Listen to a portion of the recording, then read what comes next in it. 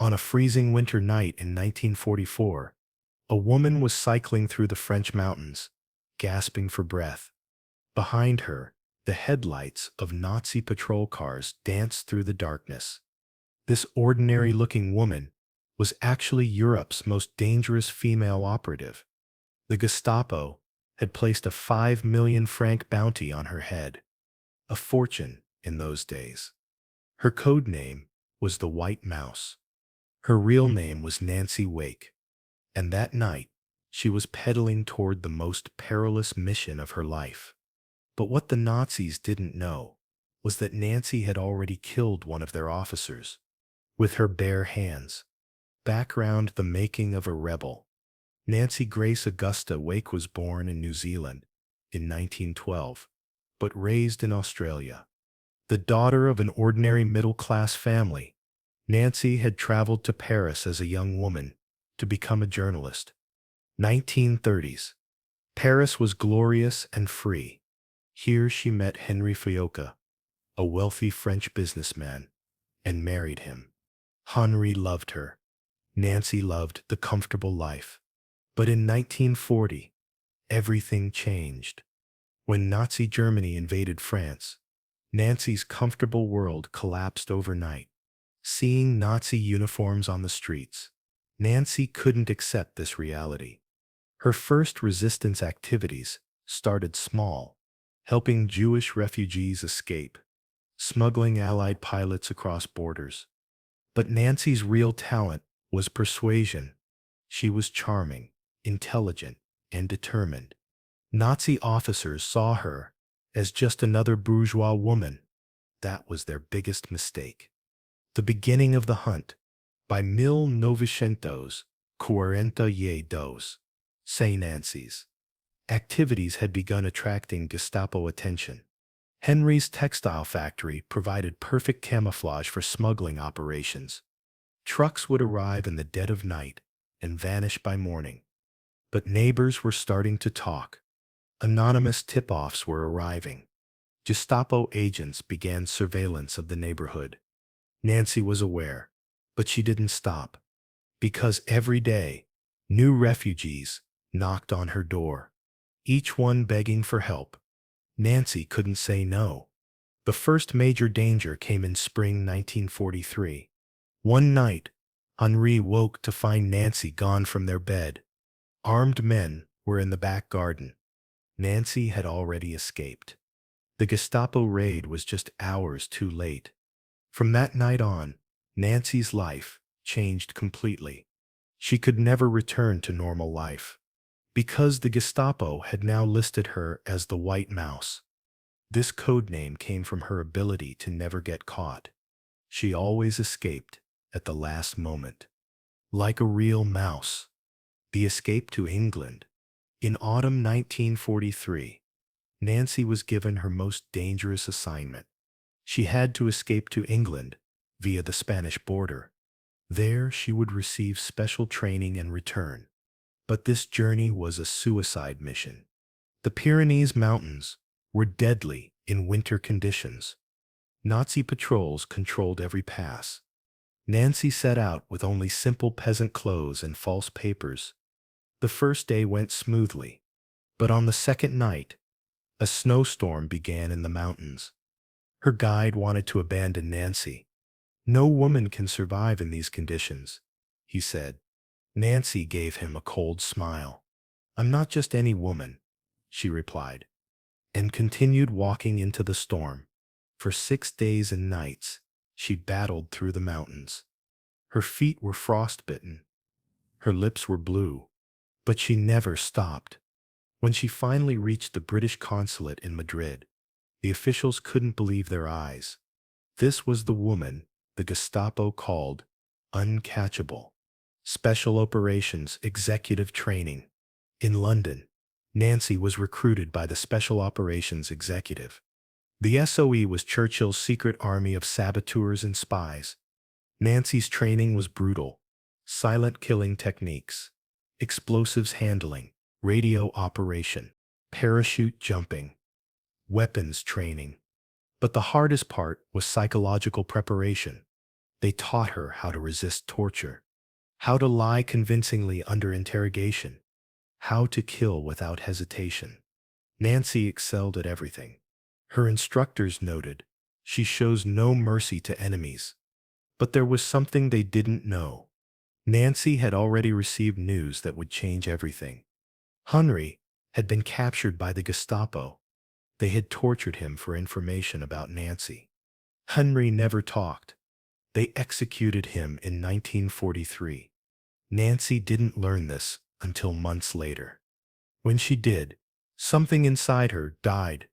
The grief transformed into cold, calculated rage. The return parachuting into hell. In February 1944, Nancy parachuted back into occupied France. Her landing went wrong immediately.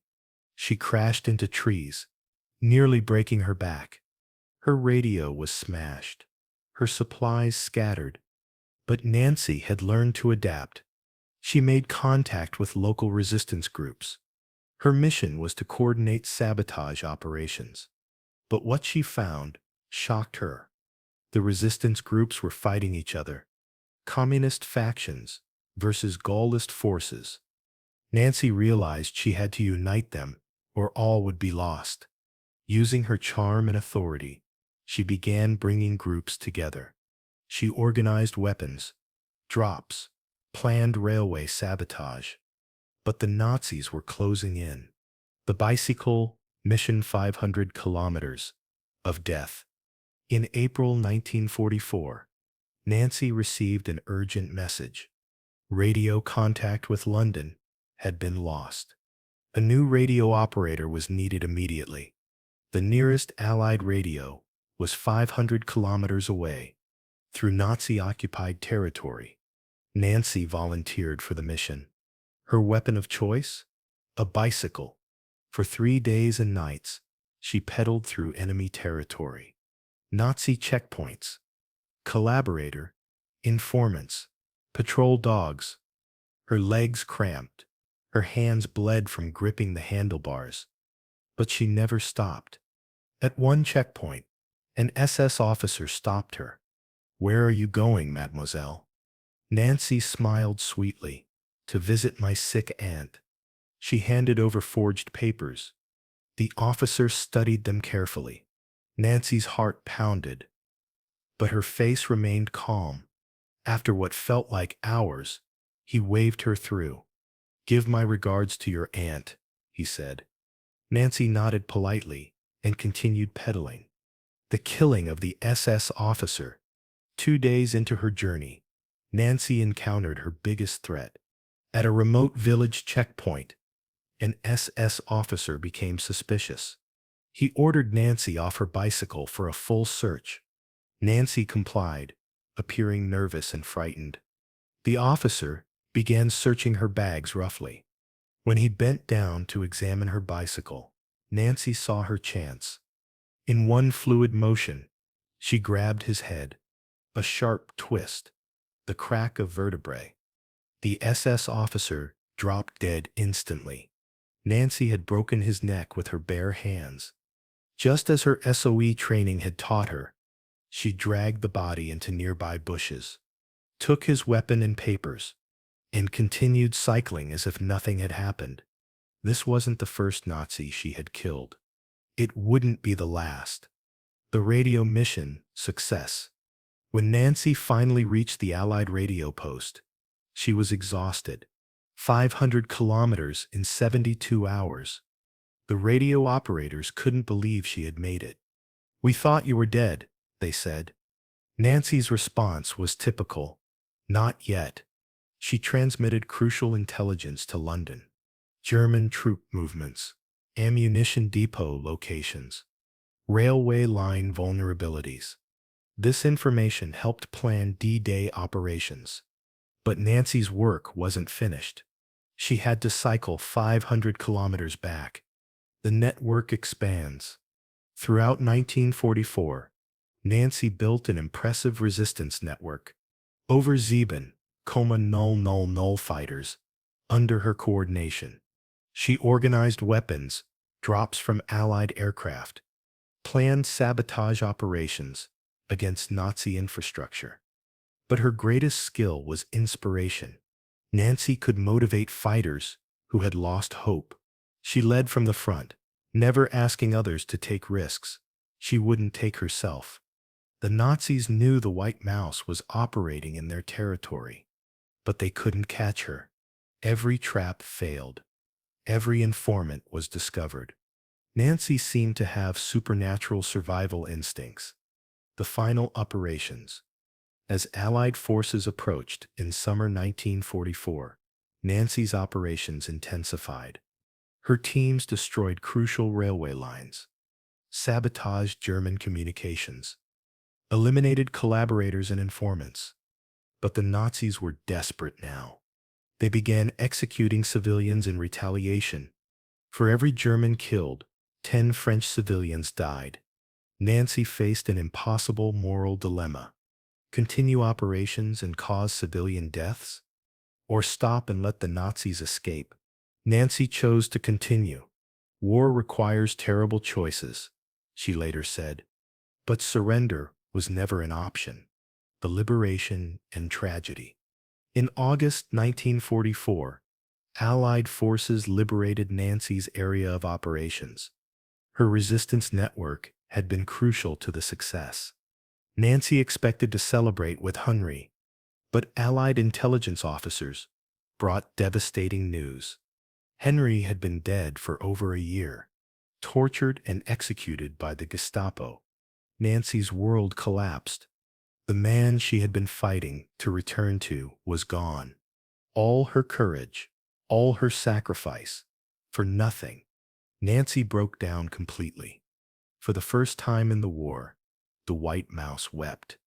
Post-war recognition and exile. After the war, Nancy received numerous decorations. The George Medal from Britain, the Croix de Guerre from France, the Medal of Freedom from the United States. But she felt empty inside. France had been liberated, but her personal world was destroyed. Nancy tried to return to normal life. She remarried and moved to Australia. But the memories haunted her.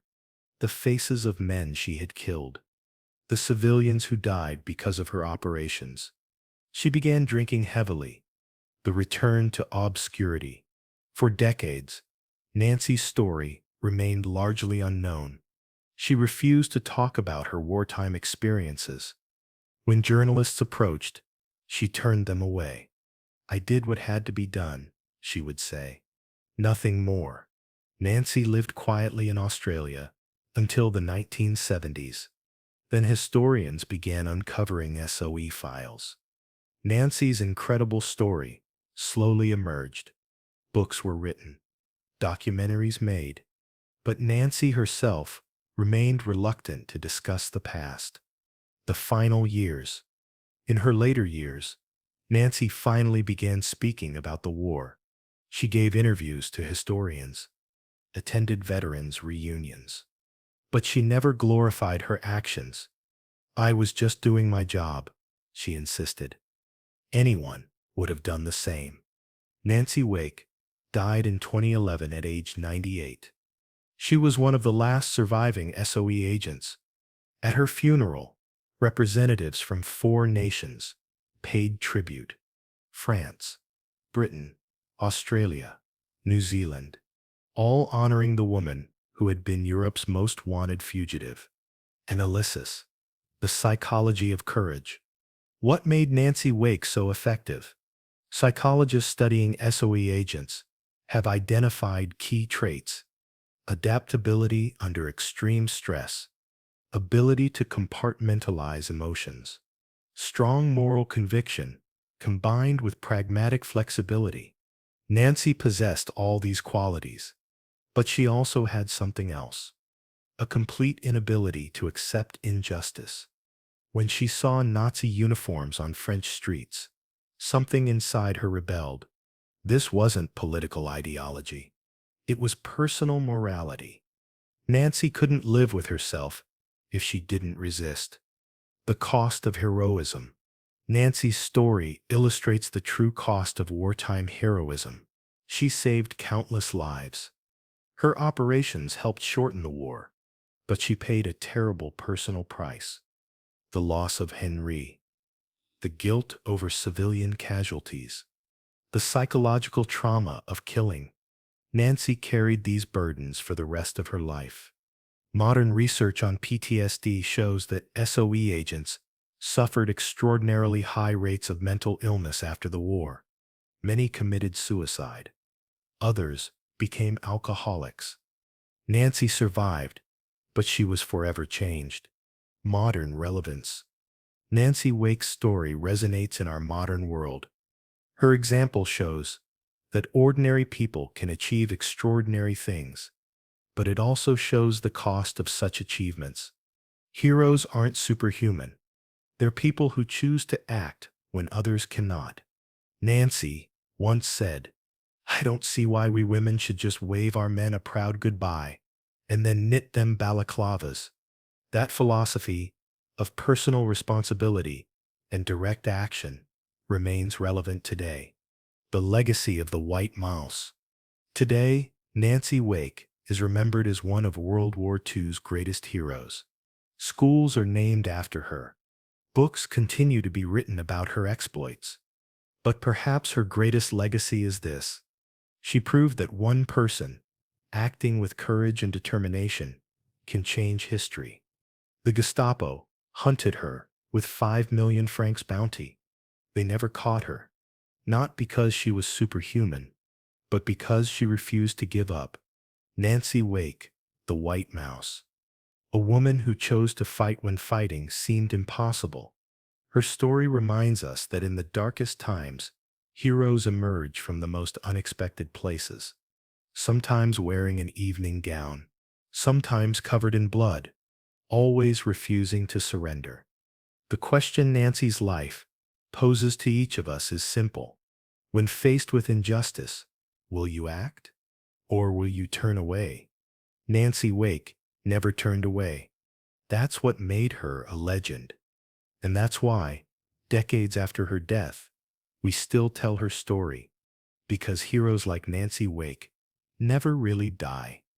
They live on in the courage they inspire in others.